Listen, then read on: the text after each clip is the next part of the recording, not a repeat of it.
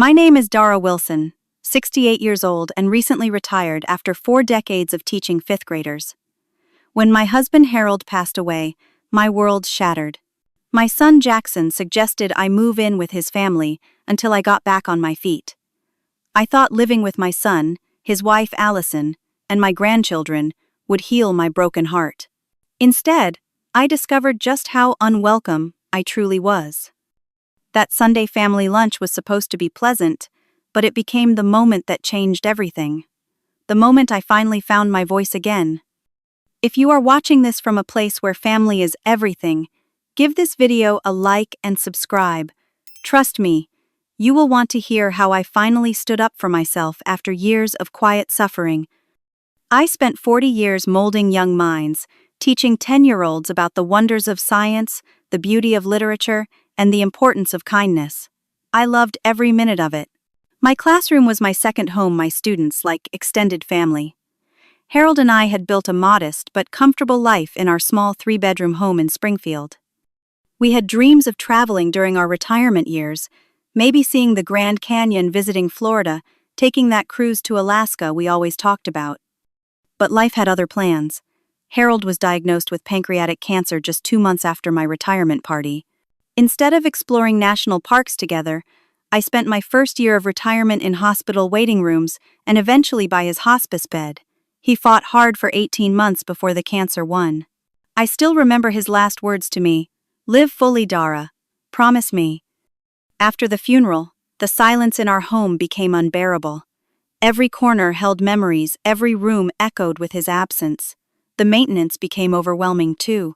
The leaky roof, the creaky porch steps, the overgrown garden Harold had always tended. My teacher's pension barely covered the basics, and the medical bills had depleted most of our savings despite insurance. 6 months after Harold's passing, during a Sunday dinner at my son's house, Jackson made the offer that would change everything. "Mom, this house is too much for you to handle alone," he said, his fork pushing around the mashed potatoes I had brought over. "Why not sell it and move in with us for a while, just until you figure out your next steps?" Allison sat beside him, her smile not quite reaching her eyes. "We have plenty of room in the guest suite downstairs. The kids would love having you around more." I hesitated. Jackson and Allison lived in an upscale neighborhood across town in a beautiful 5-bedroom house with manicured lawns and a swimming pool. Their life seemed so different from the humble existence Harold and I had built.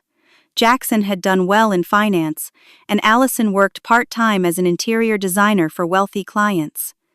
Their children, my grandchildren, 12-year-old Lily and 9-year-old Noah, attended private school and had schedules packed with extracurricular activities.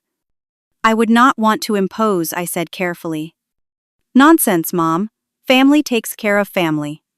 Jackson squeezed my hand. "Just think about it." After another month of struggling with bills and loneliness, I accepted his offer. The house sold quickly for less than I had hoped, but enough to give me a modest nest egg. I told myself it would be temporary just until I adjusted to life without Harold and figured out a more affordable living situation. Moving day was bittersweet. I packed 4 decades of memories into boxes, keeping only what would fit in the guest suite at Jackson and Allison's house. My beautiful oak dining table, the one where Harold and I had shared thousands of meals, went to a young couple starting their life together. Our bedroom set, the wedding gift from my parents, was sold to a dealer. I kept only the essentials, and the irreplaceable Harold's watch, our photo albums, my favorite books, and the quilt my grandmother had made. Jackson and Allison's guest suite was lovely on the surface. A bedroom with attached bathroom, a small sitting area, and a tiny kitchenette. It was decorated in the neutral grays and whites that Allison preferred throughout their home, tasteful but impersonal. "We want you to be comfortable here," Mom, Jackson said as he set down the last box. "Make yourself at home." Those first few weeks, I tried my best to integrate smoothly into their household. I kept to myself mostly, but offered to help wherever I could. I made breakfast for the kids before school, packed their lunches, tidied the kitchen, and had dinner ready when everyone returned home. I drew on my decades of experience with children to help Lily and Noah with their homework. Allison's response to my efforts was polite but cool. "You do not have to cook every night, Dara," she would say. "We have our family routines." I noticed how she would come behind me and rearrange the dishes I had put away or rewash glasses I had already cleaned. When I organized the pantry one afternoon, she spent the evening putting everything back exactly as it had been. The warning signs were there in those early days. The way Allison would sigh when she found me in the kitchen, the quick glances between her and Jackson when they thought I was not looking, the whispered conversations that stopped when I entered a room. Still, I was determined to make it work. I suggested contributing financially to ease any burden. "I want to pay rent," I told Jackson one evening when Allison was at her book club. "I sold the house and I have some money set aside." He looked uncomfortable. "Mom, that is not necessary." "I insist," I said firmly. "I was a teacher for 40 years. I know the value of clear boundaries and expectations." We agreed on a monthly amount reasonable, but substantial enough to ease my conscience. I also offered to pay for groceries when I cooked and to cover any additional utility costs from my presence. Jackson seemed relieved, though he tried to hide it. With my financial contribution established, I hoped things would improve. I made myself useful but tried not to intrude. I learned Allison's preferences and adjusted accordingly. When she mentioned offhandedly that she preferred the towels folded in thirds rather than halves, I changed my lifelong habit. When she commented that my traditional beef stew was a bit heavy for their diet, I switched to lighter recipes. I kept hoping that with time and patience Allison would warm to my presence, that we might even become friends, the mother and daughter relationship I had always wanted. My own daughter, Jenny, had died in a car accident during her freshman year of college, a loss that had nearly broken me 30 years ago. Perhaps I thought this could be a second chance at that bond. But as the weeks turned into months, that hope began to fade. The tension did not ease. It only became more pronounced. Yet I held on to optimism, believing that family connections could overcome any awkwardness. I could not have been more wrong. 6 months into our living arrangement, the subtle tensions crystallized into unmistakable hostility. The polite facade Allison had maintained began to crack, revealing the resentment beneath. It started with small incidents. One Sunday morning, I came downstairs to find the family dressed for brunch. "Are we going somewhere?" I asked, still in my robe and slippers. Allison barely glanced up from her phone. "Just heading to brunch at the Riverside Cafe. The reservation was only for 4, and you were still sleeping."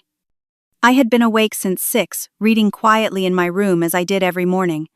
The message was clear: I was not included in their family outings. Another time, I overheard Allison on the phone with her friend Stephanie. I had not meant to eavesdrop, but as I approached the laundry room with my basket, her words stopped me cold. "The mother-in-law invasion continues," she said with a laugh that held no humor. "No, she is still here. Jackson keeps saying it is temporary, but I am beginning to think we will need a nursing home brochure as a hint." I retreated silently, my cheeks burning with humiliation. I was 68, not 98. I was completely independent, in good health, and contributed significantly to their household. Yet she spoke of me as if I were an invalid or a burden. The exclusion became more blatant. Family decisions were made without my input or even my knowledge. I discovered they had booked a summer vacation to Disney World only when Noah excitedly showed me the Mickey Mouse ears he had gotten as an early gift. There had never been any discussion about whether I would join them or what arrangements would be made for me during their absence. "Oh, we assumed you would want your own space for a week," Allison said when I carefully broached the subject. "You know, some peace and quiet." What hurt most was Jackson's silence. My son, who had always been sensitive and supportive, seemed to have developed selective blindness where his wife's behavior was concerned. When Allison made a cutting remark, he would become intensely interested in his phone or suddenly remember an urgent email he needed to send. The few times I tried to talk to him privately about the situation, he deflected. "Allison is just stressed about work," he would say. Or, "Everyone is still adjusting. Give it time." The only bright spots in this increasingly difficult situation were my grandchildren. Lily and Noah still delighted in my company, at least when their mother was not around to monitor our interactions. Lily loved our baking sessions where I taught her recipes my grandmother had passed down to me. Noah would curl up beside me in the evenings, eager for the stories I would tell about historical figures, drawing on my years of teaching to make the past come alive for him. But even these precious moments became targets for Allison's interference. "Lily has swim practice on Saturday mornings now," she announced one Friday, knowing it was when Lily and I usually bake together. "Noah needs to focus more on his math skills," she declared, scheduling a tutor during our story time. My world was shrinking day by day, my place in the household becoming more tenuous. Depression settled over me like a heavy blanket. I found myself retreating to my suite earlier each evening, avoiding the family room where I had once tried so hard to be part of their lives. I ate meals alone more often, claiming fatigue or lack of appetite, rather than face Allison's cold stares. The financial arrangement at least remained clear. I continued to pay the agreed-upon rent plus extra for groceries and utilities. I even paid for a new washing machine when the old one broke down, waving away Jackson's weak protests. "Consider it my contribution to the household," I said. "I use it too." In truth, I was spending far more than I had planned. Between the rent, groceries, utilities, and occasional larger purchases I volunteered for to ease tensions, my nest egg from selling the house was dwindling faster than anticipated. But I told myself it was worth it if it meant maintaining peace and securing my place in their home, at least until I figured out a better solution. Because increasingly, I was considering moving out. The problem was affordability.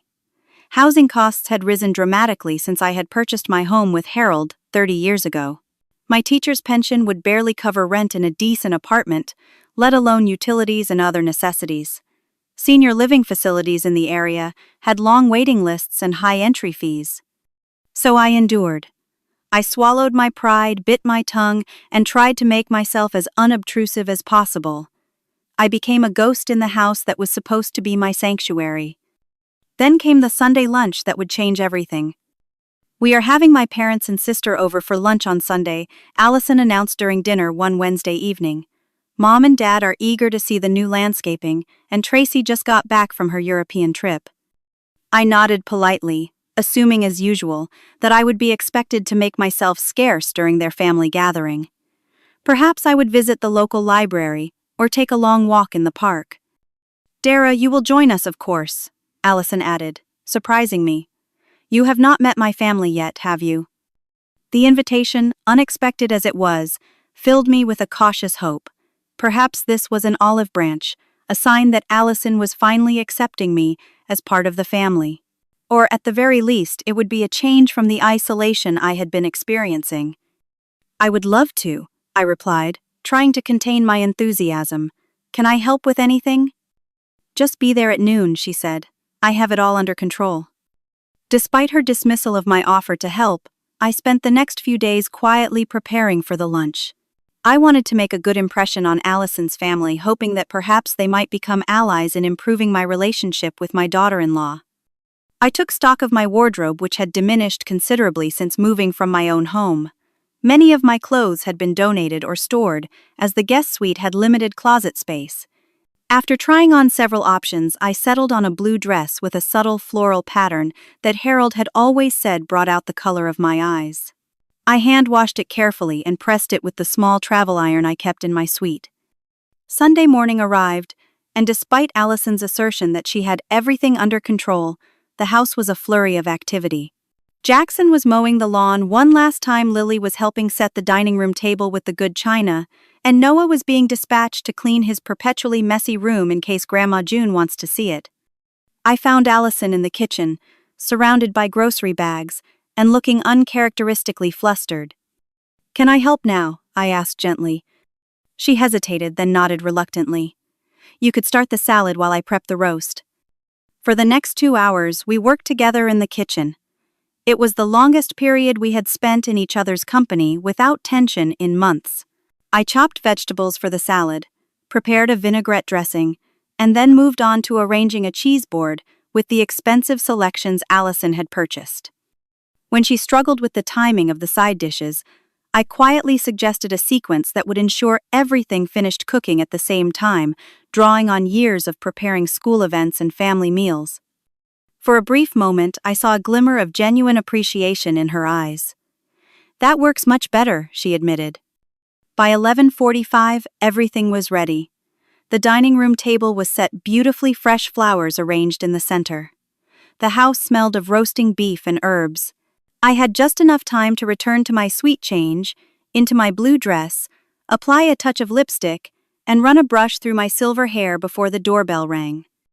I waited a few minutes before joining the family, giving them time to greet their guests. When I entered the living room, Jackson was pouring drinks while Allison introduced the children to a woman who had to be her sister Tracy, given their similar features. "And this is my mother-in-law, Dara," Allison said as I approached. "She has been staying with us for a while. Dara, these are my parents, Walter and June, and my sister Tracy." Walter was tall and distinguished, looking with salt and pepper hair and the confident bearing of someone used to being in charge. June was petite and immaculately dressed, her blonde hair obviously colored, but expertly done. Tracy appeared to be in her late 30s, fashionably dressed, and studying me with open curiosity. "Lovely to meet you all," I said, extending my hand to Walter first, then June. "So you are living here now?" June asked immediately. "How nice for you to have such accommodating children."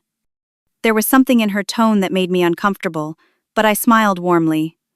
"Yes, they have been very kind since my husband passed. I am grateful for the time with my grandchildren especially. Kids, why do not you show Aunt Tracy your new treehouse while the adults chat?" Allison suggested.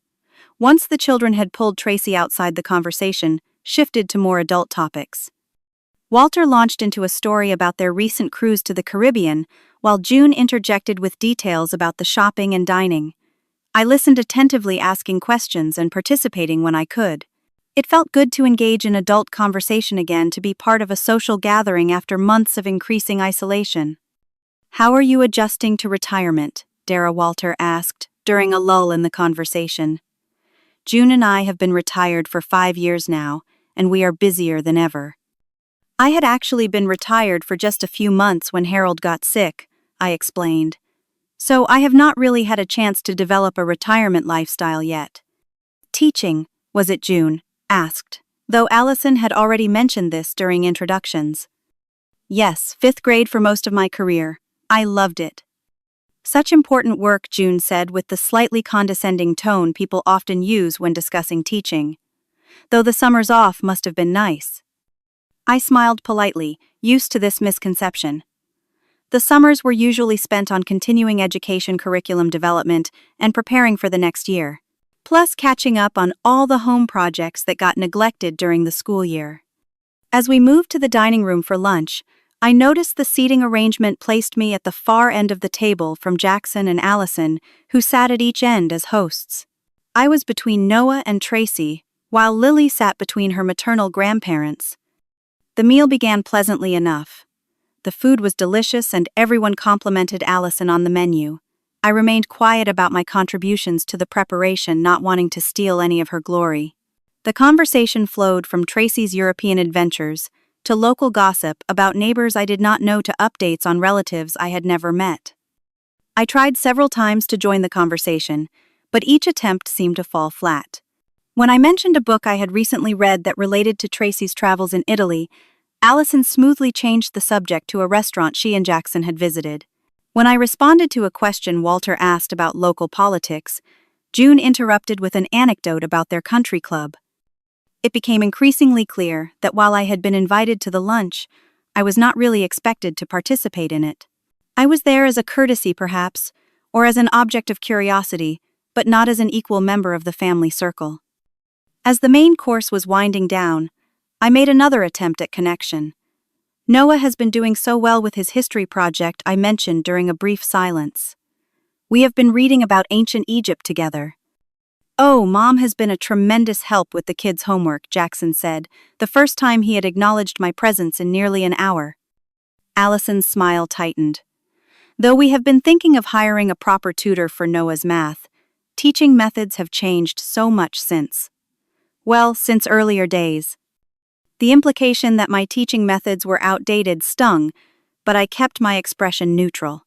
"Educational approaches do evolve," I agreed mildly, "but the fundamentals remain the same."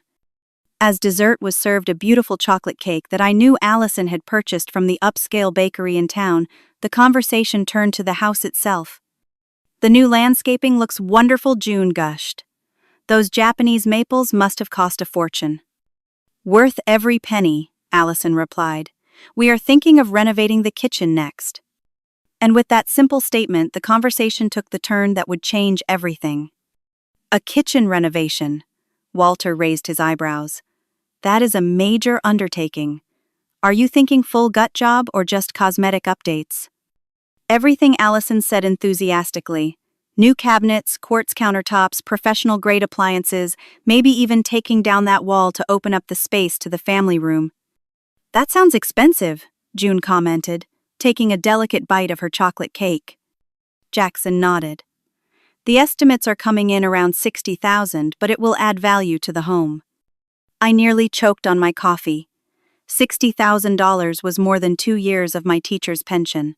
It was a sum I could scarcely imagine spending on anything, let alone a kitchen that already seemed perfectly functional to me. "How will you manage that with?" Walter glanced in my direction, not finishing his sentence, but making his implication clear. Jackson shifted uncomfortably in his chair. "We have been saving, and my year-end bonus should cover a good portion." Allison laughed, a sound that had become a warning signal to me over the months. "Plus, we could always set up a GoFundMe. Rich people renovations help us survive with only one oven." Everyone chuckled politely at her joke, but I noticed Walter's eyes drift toward me again. "Seriously though," he said, "taking on major renovations with additional expenses must be challenging." The silence that followed was brief but heavy with meaning. I kept my eyes on my dessert plate, suddenly aware of where this conversation was heading. "Speaking of additional expenses," Allison said lightly, looking directly at me for the first time during the meal. "Dara, how does it feel to be a burden?" The table erupted in laughter. Walter guffawed, June tittered behind her hand, and Tracy snorted into her wine glass. Even Jackson let out a nervous chuckle, though he at least had the decency to look uncomfortable. I did not laugh. I could not. The words had hit me like a physical blow, knocking the air from my lungs and sending a cold wave of shock through my body. In that moment, the months of subtle slights, exclusions, and cold shoulders crystallized into this single, deliberate act of cruelty. This was not a thoughtless comment or a misunderstanding. This was Allison publicly defining my place in their family, a burden, a joke, an unwanted responsibility. The memories crashed over me in rapid succession. Teaching for 40 years, molding hundreds of young minds, staying late to help struggling students, spending my own money on classroom supplies. Standing by Harold, through 39 years of marriage, through financial struggles, through the heartbreak of losing our daughter, through his brutal cancer battle. Raising Jackson with all the love and sacrifice that motherhood demands, attending every soccer game, helping with every school project, working extra summer jobs to put him through college. And this was what it had all come to, being mocked at a family table for the crime of growing old, losing my husband, and needing temporary support. Jackson cleared his throat. "So, who wants coffee with their dessert?" It was a weak attempt to change the subject to paper over the moment of cruelty, as if it had never happened. No one acknowledged the hurt that must have been plainly visible on my face. No one, least of all my own son, stood up to say, "That was unkind," or "My mother is not a burden." The conversation resumed around me, turning to Tracy's new car and the problems she was having with the Bluetooth connectivity. I sat in silence, my cake untouched, my hands trembling slightly in my lap. I felt simultaneously invisible and embarrassingly exposed, like a ghost everyone could see but chose to ignore. I thought of all the times I had bitten my tongue over the past months. The times I had rearranged my schedule to accommodate Allison's preferences. The money I had spent trying to earn my place in this household. The dignity I had sacrificed in small increments, hoping that patience and goodwill would eventually win the day. When had I become this person? This doormat, who would sit quietly while being humiliated in front of strangers? What would my students think if they could see their once confident, authoritative teacher reduced to this? What would Harold think? The thought of my late husband was what finally broke through my shocked paralysis. Harold, who had always encouraged me to stand up for myself. Harold, who had loved my spirit and independence. Harold, whose last words to me had been to live fully. I was not living. I was existing in the margins of someone else's life, grateful for scraps of attention and basic courtesy. "Would anyone like more cake?" Allison asked, her voice, jarring me back to the present moment. "No, thank you," I said quietly, finding my voice at last. "If you will excuse me for a moment." I stood up carefully, my legs unsteady beneath me, and walked with as much dignity as I could muster to the hallway bathroom. I closed the door behind me, turned on the cold water tap, and stared at my reflection in the mirror. The face that looked back at me was pale and strained with traces of the hurt I was feeling, etched around my eyes and mouth, but it was still my face. The face of Dara Wilson, who had commanded classrooms and raised a child and loved a good man for nearly 4 decades. The face of a woman who deserved better than what had just happened at that dining room table. It was time to remember who I was.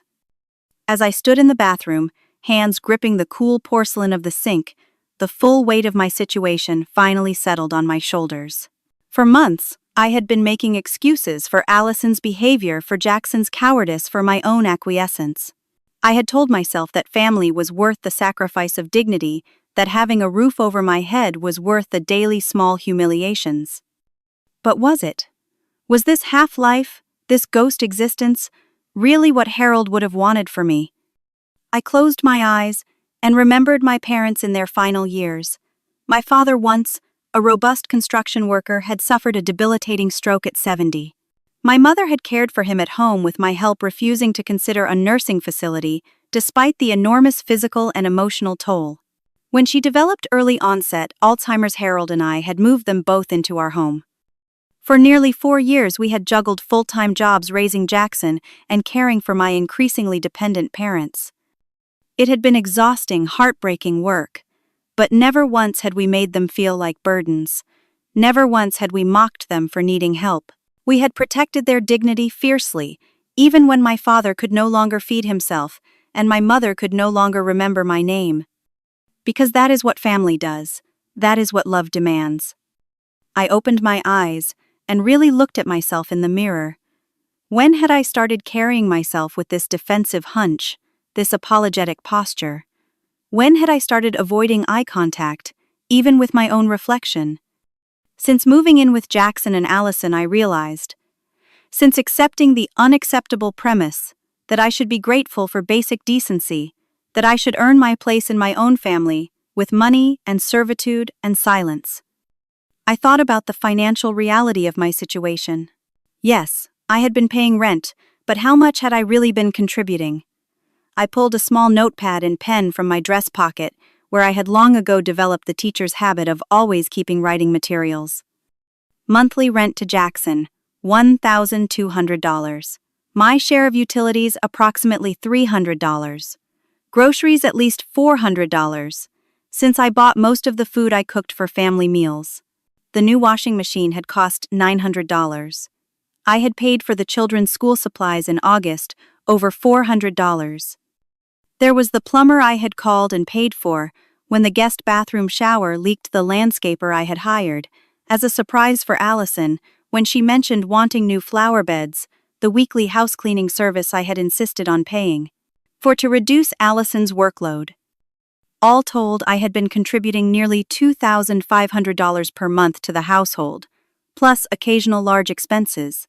For a family living in a house that had been paid off years ago thanks to a generous down payment gift from Walter in June when Jackson and Allison got married.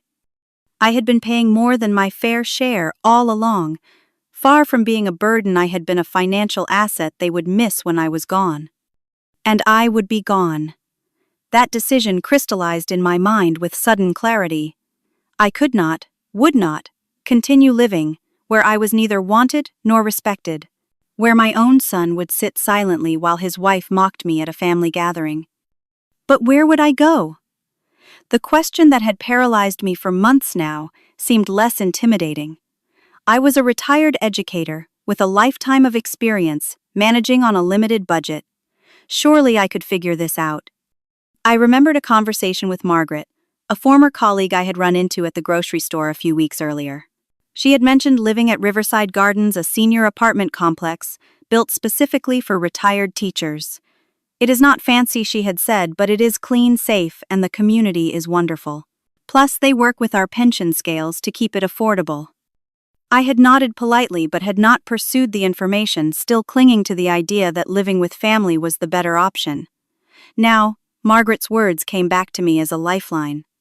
There were options. There were always options if you were brave enough to look for them.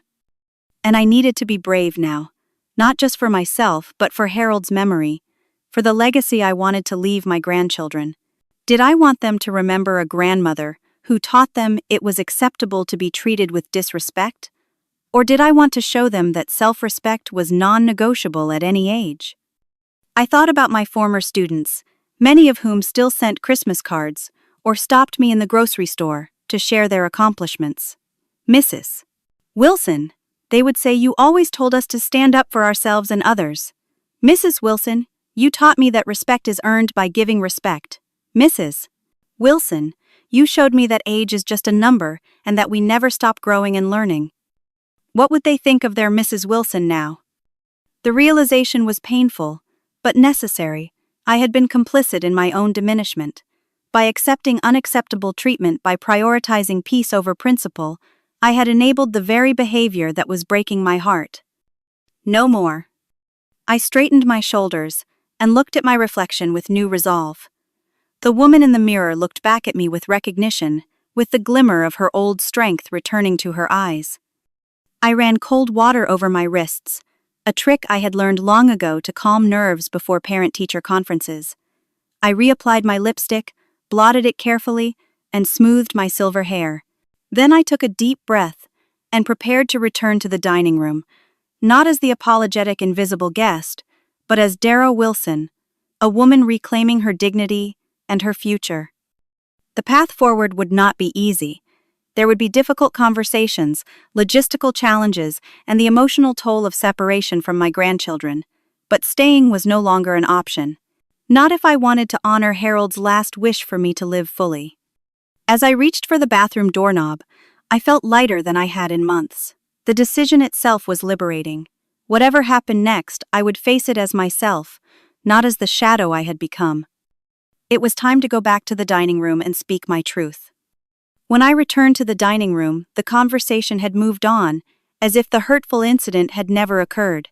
Tracy was showing photos from her European trip on her phone, everyone leaning in to see the images of historic buildings and scenic vistas. I took my seat quietly, but something had changed in my demeanor. I sat straighter, held my head higher. No one seemed to notice the difference, too engrossed in Tracy's tales of Parisian cafes and Roman ruins. I waited, listening to the ebb and flow of the conversation, looking for the right moment. I did not want to create a scene for its own sake. This was not about revenge or dramatics. It was about truth and self-respect. Allison was gathering dessert plates, preparing to take them to the kitchen. "Let me help you with that," June offered, standing up. "The kitchen renovation will make entertaining so much easier," Allison remarked, as they stacked plates. "I am thinking double ovens, maybe even a warming drawer." "You deserve it," June agreed. "You work so hard." Walter nodded appreciatively. Good investments in the home, smart thinking, though I still wonder about the timing with current expenses. There it was again, the veiled reference to me as a financial drain. The opening I had been waiting for. I set down my coffee cup deliberately, the soft clink drawing attention. "Speaking of expenses," I said, my voice calm, but clear, "I have been thinking about our financial arrangement, Jackson." My son looked up, surprised that I was initiating a conversation about money in front of guests. "Mom, we can discuss that later." "Actually, this seems like the perfect time since Walter has expressed concern about your finances." I smiled politely. "I would not want your family to have the wrong impression." The table fell silent. All eyes were on me now. Allison had frozen halfway to the kitchen, dessert plates still in her hands. "How does it feel to know that this burden will not pay your bills anymore?" I asked, looking directly at Allison. The plates in her hands wobbled slightly. Jackson's face drained of color. Walter and June exchanged confused glances while Tracy's eyebrows shot up with undisguised interest in the unfolding drama. "What are you talking about?" Mom Jackson asked, his voice strained. "I am talking about the fact that I have been contributing over $2,500 monthly to this household," I said evenly. "That is more than half of what a one-bedroom apartment would cost me in a home that I was led to believe I was welcome in as family, not as a paying tenant."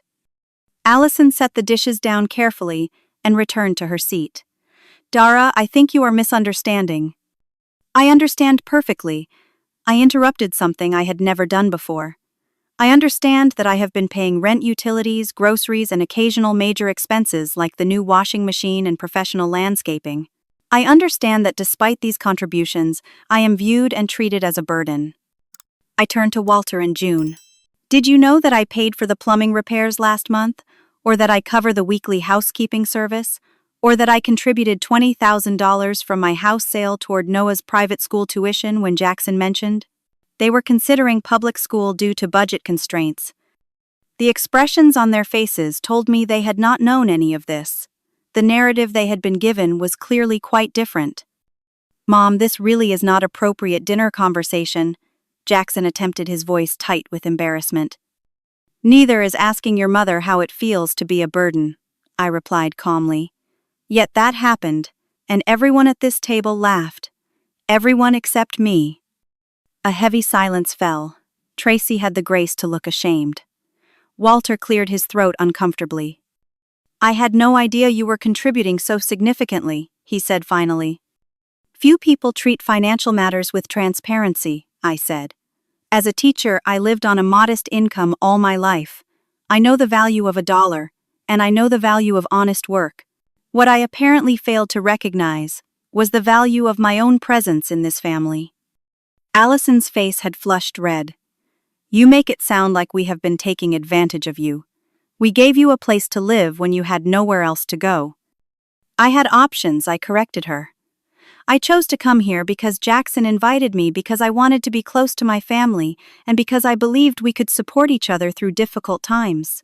I never expected luxury or special treatment, but I did expect basic respect. Mom has always been welcome here." Jackson insisted, looking around the table as if seeking confirmation from the others. "Have I?" I asked him directly. "When was the last time I was included in a family outing? When was the last time you defended me when Allison made a cutting remark? When was the last time either of you asked about my feelings, my needs, or my plans for the future?" He had no answer. The truth hung in the air between us, undeniable now that it had been spoken aloud. I did not bring this up to create a scene, I continued after a moment. I brought it up because I refused to be the family joke any longer. I refused to pay for the privilege of being disrespected in my son's home. "What are you saying?" Jackson asked, though I could see in his eyes that he already knew. "I am saying that I am moving out. I have given this arrangement my best effort for over a year, but it is clearly not working. I have made inquiries about Riverside Gardens, the senior living community for retired educators. They have an opening next month." "But that place is," Allison began, then stopped herself. "Not as upscale as this neighborhood," I finished for her. "No, it is not.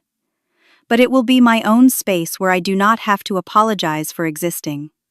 "Mom, you do not have to do this," Jackson said, reaching across the table toward me. "We can figure something out." "I have figured something out," I replied, not taking his hand. "I have figured out that at 68 I am too old to live where I am not wanted and too young to give up on finding happiness." Walter cleared his throat again. "Perhaps we should give you all some privacy to discuss this." "That is not necessary," I said. "I did not mean to disrupt your family lunch. Please enjoy your coffee.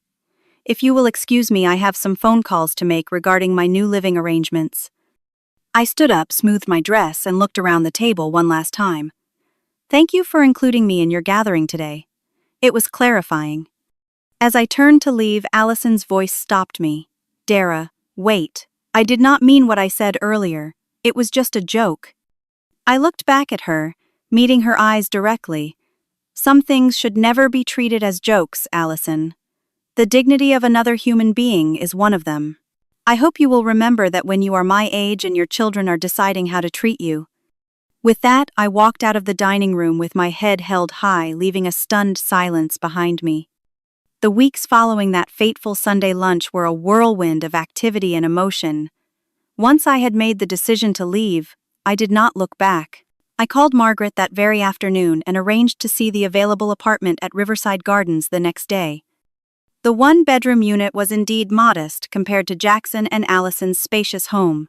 At 600 square feet, it offered a small living room with a dining nook, a functional kitchenette, a bedroom that would just fit my remaining furniture, and a bathroom with safety rails already installed. The walls were painted a neutral beige. The carpet was serviceable if uninspiring, and the appliances were basic but clean and working. Yet something about the space spoke to me. Perhaps it was the large window in the living room that looked out on a well-kept garden.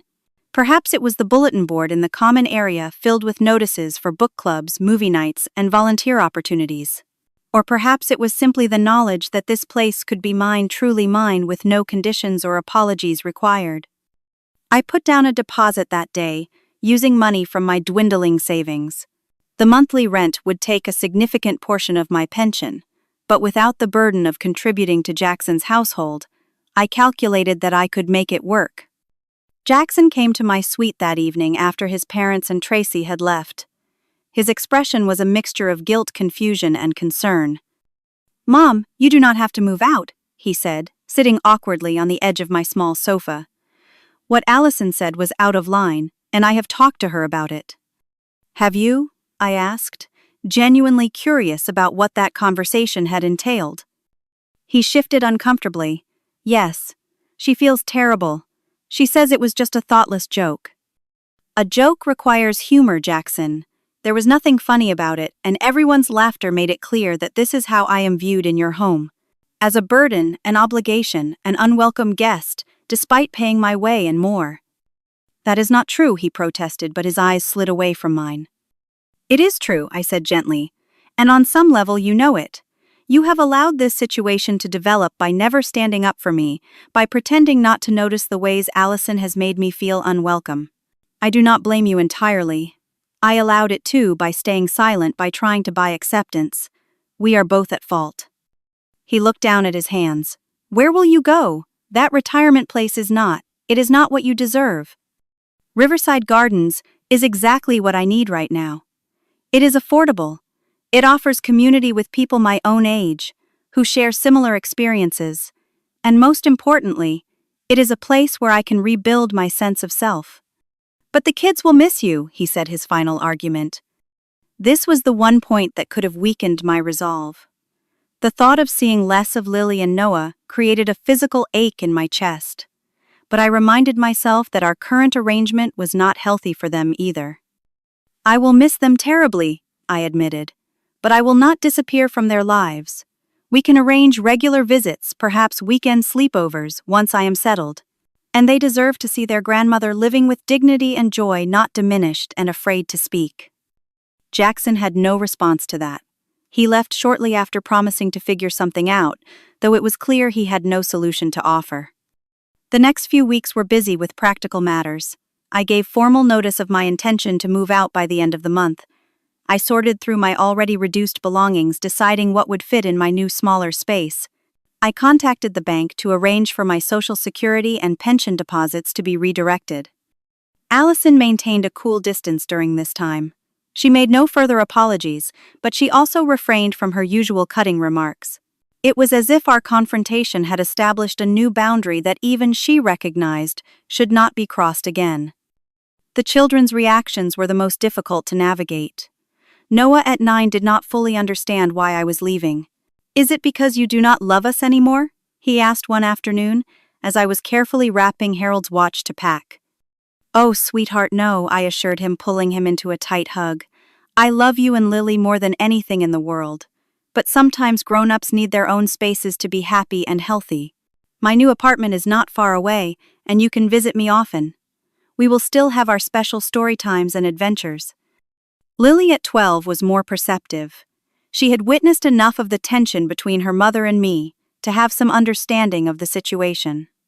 Mom was mean to you at the lunch, with Grandma June and Grandpa Walter, wasn't she? She asked directly. I heard them arguing about it afterward. I was careful not to disparage Allison to her own daughter. Your mom and I have different ways of doing things, and sometimes that creates tension. This move is about me needing my own space at this point in my life. I think it is brave, Lily said, surprising me. Making a big change when something is not working. Out of the mouths of babes, I thought, touched by her insight. Moving day arrived with surprising speed. I had hired a small local moving company, another expense that cut into my savings, but was necessary given my age and the physical demands of relocation. Jackson took the day off work to help, a gesture that meant more to me than he probably realized. As the movers loaded my few boxes and pieces of furniture into their truck, I took one last look around the guest suite that had been my home for over a year.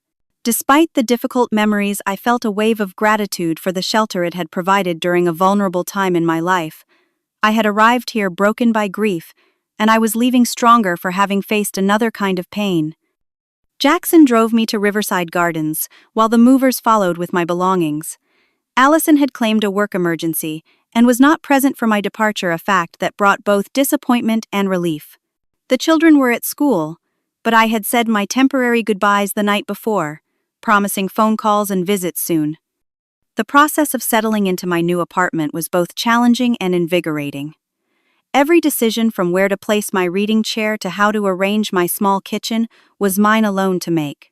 I took pleasure in small touches, the colorful throw pillows I purchased to brighten the neutral sofa, the bird feeder I installed outside my window, the photographs of Harold, and the children I arranged on the wall in a pleasing gallery. Within a week, I had made my first friend in the building. Eleanor, a former high school English teacher, invited me to join the resident book club. Through her, I met James, who had taught mathematics for 35 years, and now organized a weekly chess club in the common room. Then came Ruth, a retired school nurse, who led morning walking groups around the nearby park. Gradually, my world expanded again. I joined the book club and the walking group. I volunteered 2 mornings a week at the elementary school 4 blocks away, helping struggling readers in a program specifically designed for senior volunteers. I discovered the local library, offered free computer classes, and I signed up to improve my technology skills. Jackson called frequently at first, his conversations tinged with guilt and concern about my new living situation. I reassured him each time that I was doing well, neither minimizing my adjustment challenges nor dwelling on them. True to my word, I arranged regular visits with the grandchildren, alternating between having them visit my apartment and meeting them for outings at parks or museums. The financial adjustment was significant. Without the cushion of my house sale money, which had been substantially depleted during my time with Jackson and Allison, I had to budget carefully. I learned which grocery stores offered senior discounts on which days. I became skilled at preparing nutritious meals that could stretch for several days. I took advantage of free community events for entertainment rather than more costly options. Yet there was a surprising freedom in this simpler lifestyle. Without the pressure to contribute to a household that did not truly want me, without the constant strain of walking on eggshells around Allison, I found myself relaxing into my own rhythms and preferences. 3 months after my move, Jackson called with unexpected news. Mom, Allison wants to talk to you.